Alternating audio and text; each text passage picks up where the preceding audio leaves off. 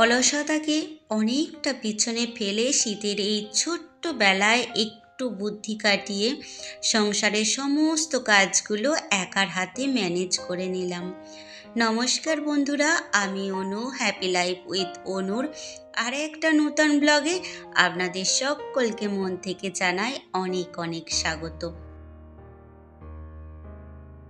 গরম এক কাপ চা হাতে নিয়ে আর এই শীতের স্নিগ্ধ মিষ্টি রোদ্দুরে দাঁড়িয়ে প্রাণ ভরে নিঃশ্বাস নিয়ে নিজেকে অনেকটা পজিটিভ এনার্জি নিয়ে নিলাম, যাতে সারা দিন কাজকর্মের মধ্যে একটু না এনার্জিটা হারিয়ে ফেলি।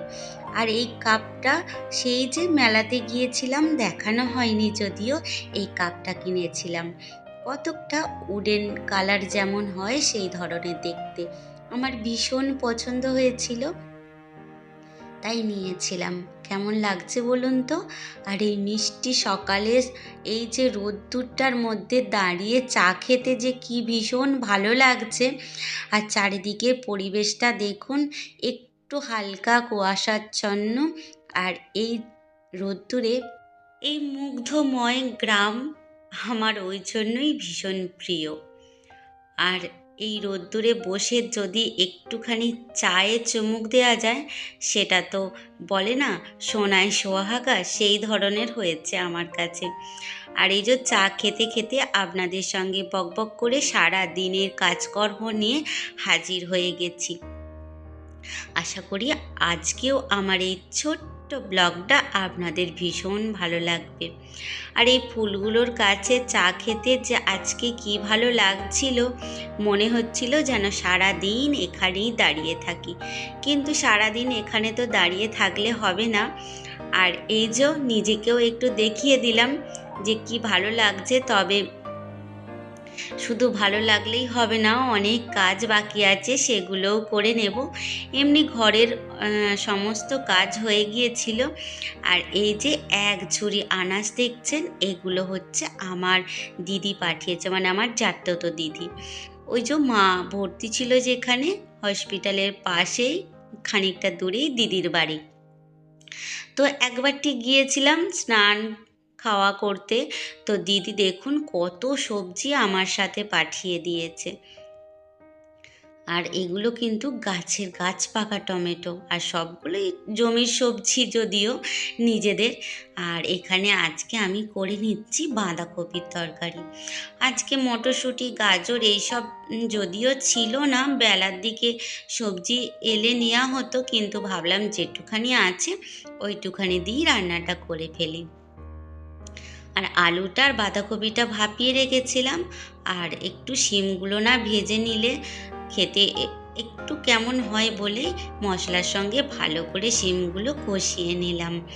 আর এতে কিন্তু আমি যে কোনো সবজি দিয়ে থাকি, গাজর, মটরশুঁটি, বেগুন সমস্ত কিছুই কিন্তু বাঁধাকপির মধ্যে দেওয়া যায়।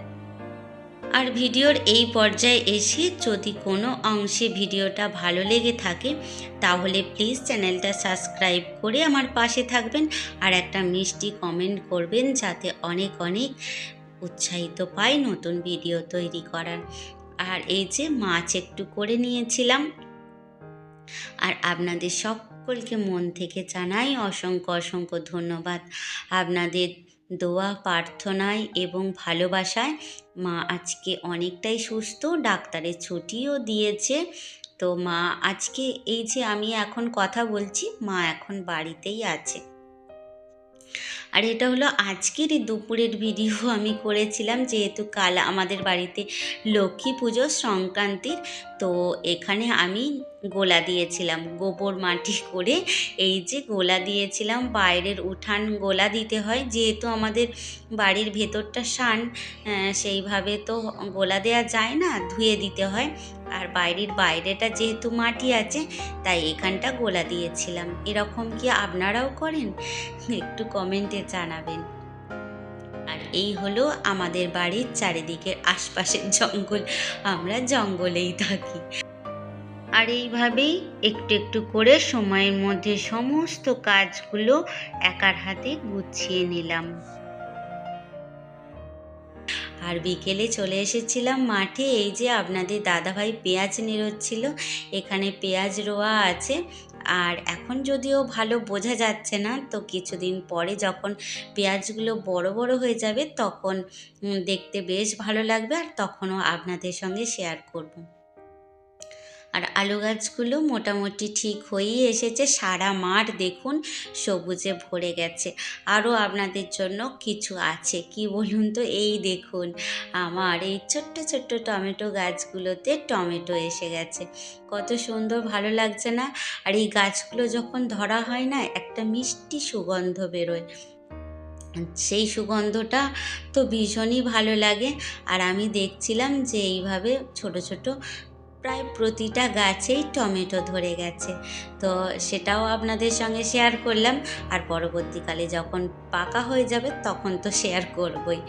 আর এটা হলো সন্ধ্যাবেলার, আজকে যেহেতু বাউনি, মানে আগেকার দিনের মানুষেরা মাটির বড় বড় হাঁড়িতে করে এই যে নতুন চাল ধান উঠতো, এগুলো কিন্তু ভবিষ্যতের জন্য জমা করে রেখে দিত। মানে বর্ষায় কি খাবে সেই জন্য বড় বড় মাটির নাদ বলা হতো, তাতে করে চাল রেখে আর মাটি দিয়ে লেপে দিত, যাতে না কেউ খুলে চালগুলো বের করতে পারে, ভবিষ্যতে যেন সেগুলো তারা খেতে পারে। তো আজ যেহেতু সেই নাদ নেই, তো এরকম ছোট্ট ঘটি করেই আমরা প্রতি বছর চাল রাখি। আর এটাই সেই নিয়মটা চলে আসছে। এটা হলো আমাদের চাষের ধানের নূতন চাল। তো এই চাল এই যে কলসি ভর্তি করে রেখে দেব আর ঢাকা দিয়ে দেব। আর যেহেতু তখনকার দিনে মাটি দিয়ে লেপে দিত মুখটা, তো এখন তো বাটি দিয়ে ঢাকা দিয়ে দিচ্ছি, গায়ে একটুখানি মাটি লাগিয়ে দিলেই হবে। তাহলে এই নিয়মটা কেমন লাগলো অবশ্যই জানাবেন।